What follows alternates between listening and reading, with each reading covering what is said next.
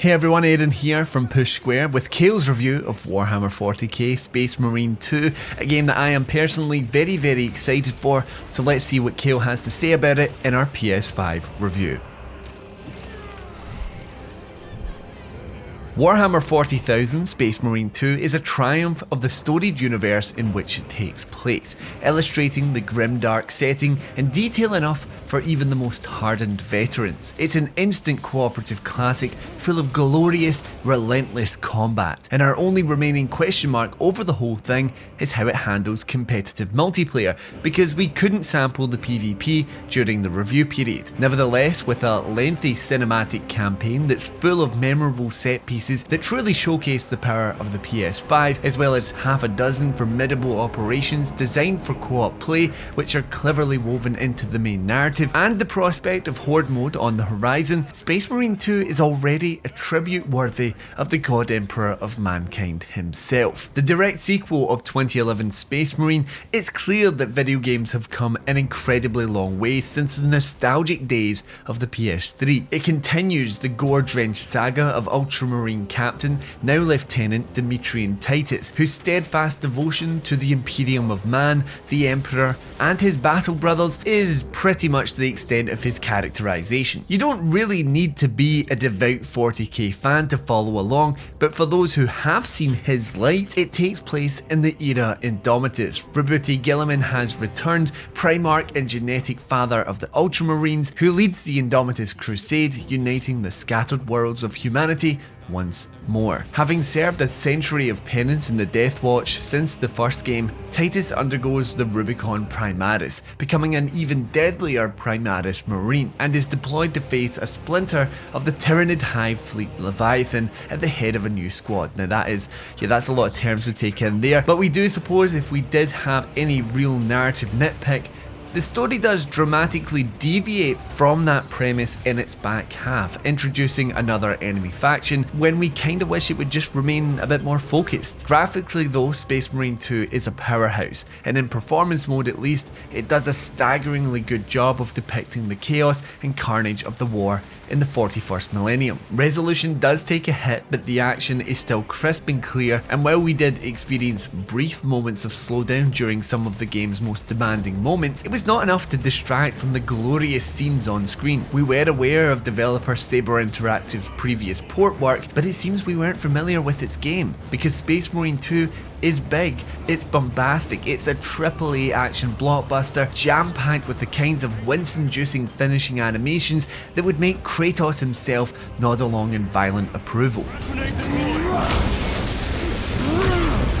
Bolter porn is a somewhat derogatory term used by 40k fans to describe particularly action-heavy Black Library novels, but it's incredibly apt in the context of Space Marine 2. Outside of sometimes interacting with terminals or obstacles, the player's primary verb is the industrial-scale slaughter of Xenos and heretics, and it's incredibly fun and satisfying throughout. Like Gears of War without the chest-high walls, Titus and company enjoy a rock-solid mechanical foundation, bug-free except from the Tyranids of course, with the whole thing boasting a wide range of futuristic weaponry to employ on endless alien hordes. This arsenal contains all of the 40k staples that you might expect, as well as some upgrades here or there. The trusty bolt gun now has a new and thus potentially heretical variant like the auto bolt rifle or bolt carbine, but melee combat really steals the show. The experience of fending off against staggering numbers back to back against all odds, it's truly a thrilling one, and our final campaign kill count was something mad like 20,000 kills. Now each melee weapon has unique characteristics and simple combo chains, which combined with a generous parry system allows you to stand tall even in the face of overwhelming numbers. From the gruesome chainsword to the devastating thunderhammer to the simple but effective power fist, there's quite a bit of nuance between each of these. While the elegant power sword remains our favourite, it's nice to mix things up occasionally. The Tyranids themselves are a wonder, appearing in uncountable swarms during set-piece engagements in many of their fan-favourite forms. From gaunts to lictors, raveners to carnifex, they attack relentlessly in waves. At a high level, combat becomes a delicate balance between clearing chaff and isolating more deadly opponents, with specific weapons designed for both room clearing and dueling. Like Bungie with Halo, Saber describes the difficulty above standard as the intended experience, so naturally that is what we went for here.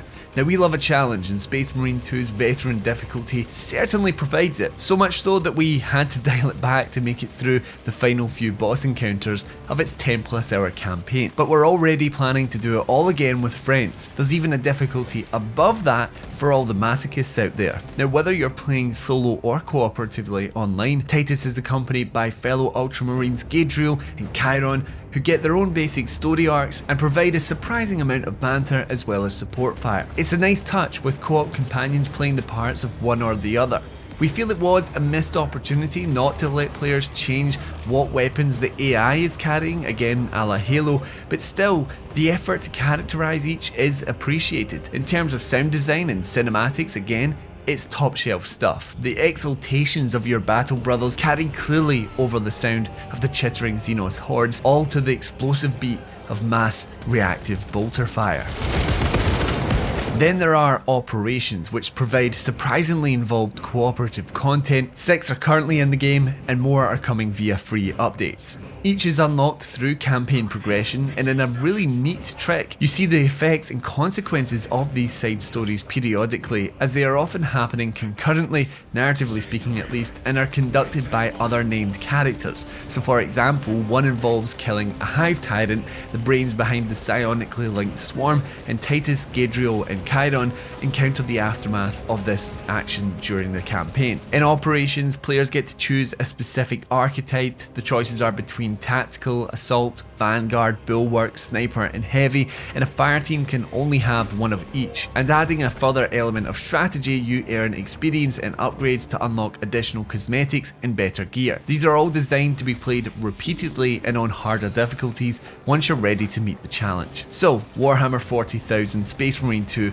does its legendary setting justice, offering a high quality cinematic campaign that is a wild ride to blast through, and it only gets better if you bring some friends to watch your back. Add to that the clever operations side stories, the competitive Eternal War multiplayer, and the promise of a dedicated and free Horde mode on the horizon, and Space Marine 2 sets a benchmark for 40k games worthy of its own storied, illustrious lore. We're giving Warhammer 40k Space Marine 2 a 9 out of 10. Thank you everyone for watching. If you enjoyed the video, consider leaving a like and subscribing to the channel for more PlayStation video content. But until next time, I've been Aaron, and this has been Push Square.